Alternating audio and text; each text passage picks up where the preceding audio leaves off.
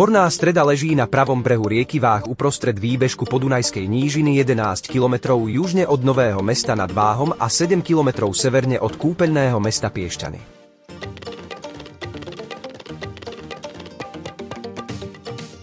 So svojou nadmorskou výškou 169 metrov nad morom predstavuje najnižšie položenú obec v okrese.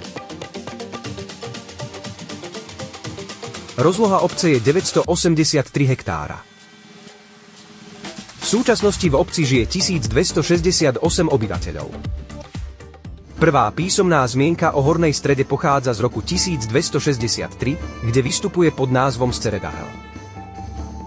V tomto čase ju kráľ Belo IV. Daroval benediktínskemu kláštoru svätého Martina na Panónskej hore ako náhradu za hrad Bustík. V 17. storočí patrila obec trnavským jezuitom. Od roku 1773 ostrihomskému arcibiskupstvu a v 18. storočí získal jej časť rod Erdodiovcov. Od roku 1920 mala obec názov Streda, od roku 1927 Horná Streda nad Váhom a od roku 1948 až po dnes Horná Streda. Najvzácnejšou historickou pamiatkou obce je barokový rímskokatolícky kostol Všetkých svätých, barokový trojičný stĺp či pamätná tabuľka svetoznámeho vedca, veterinára Jozefa Mareka. Okrem týchto pamiatok tu nájdete aj mnoho ďalších, ktoré si predstavíme v tomto dokumente. Barokový trojičný stĺp sa nachádza na Bratislavskej ulici a dali ho postaviť na česť a chválu Božiu v roku 1912 občania Stredy. Kamenná baroková plastika znázorňuje Svätú Trojicu Boha Otca, Syna ako Ježiša Krista a Ducha Svätého ako holuba oklopeného nebeskou žiarou.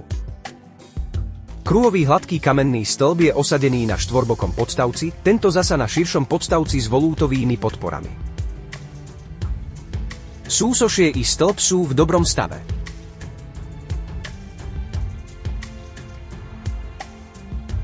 Ďalšou zo sakrálnych pamiatok v obci je socha svätého Jozefa.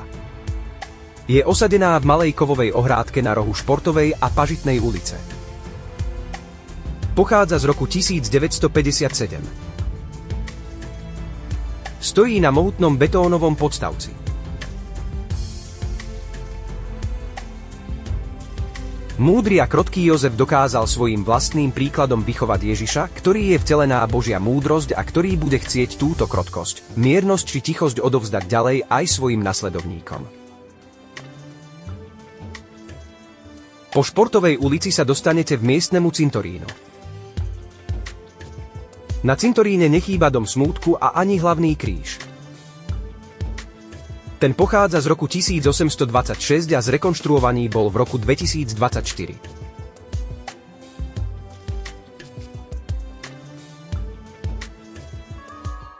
V centre obce sa môžete zastaviť pri buste Jozefa Mareka.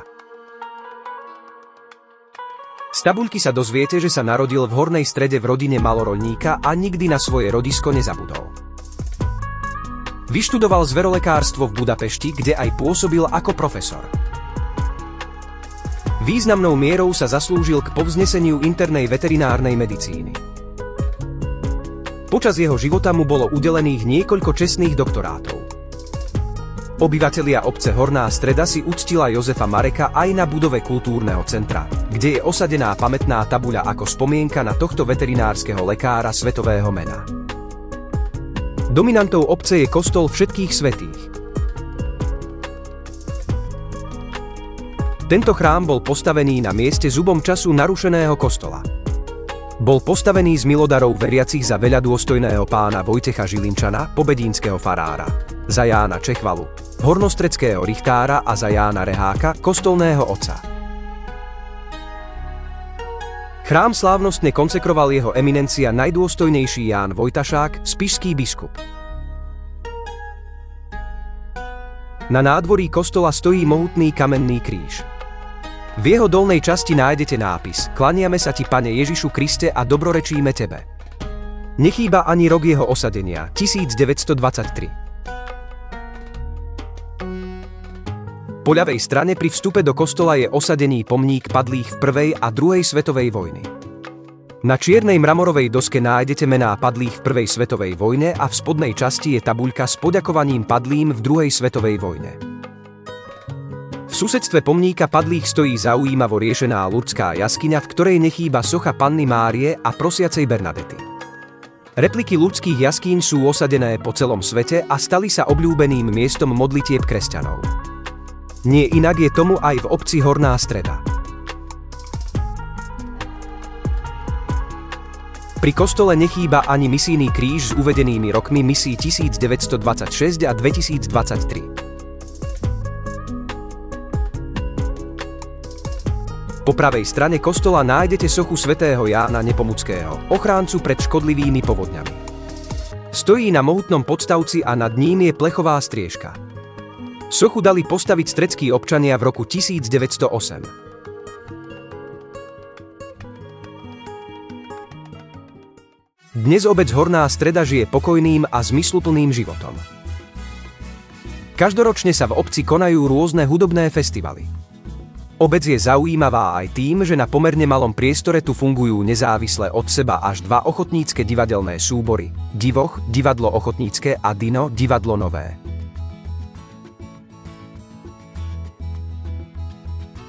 V obci sa nachádza predškolské aj školské zariadenie, ktoré slúžia deťom obce Horná Streda. Okrem predškolského zariadenia sa v obci nachádza základná škola. Súčasťou školského zariadenia je jedáleň, telocvičňa a ihrisko, ktoré sú taktiež využívané deťmi predškolského zariadenia. Dobré meno obci robí aj futbalový klub, ktorý hrá v 6. lige Sever Slovenského futbalového zväzu. Na Biskupickom kanáli rieky Váh sa nachádza vodné dielo Horná Streda, hydrocentrála. Je súčasťou Vážskej vodnej kaskády. Občianska vybavenosť, respektíve sociálna infraštruktúra vytvára v obci podmienky pre kvalitu života obyvateľstva. Preto snaha a zámery obce Horná Streda smerujú predovšetkým k rozvoju sociálnej infraštruktúry, aby mohla vytvárať kvalitnú spoločenskú, kultúrnu a obytnú funkciu. V obci je významne zastúpený podnikateľský sektor a tak sú možné smery rozvoja obce práve v oblasti rozvoja služieb, ubytovacích a stravovacích zariadení.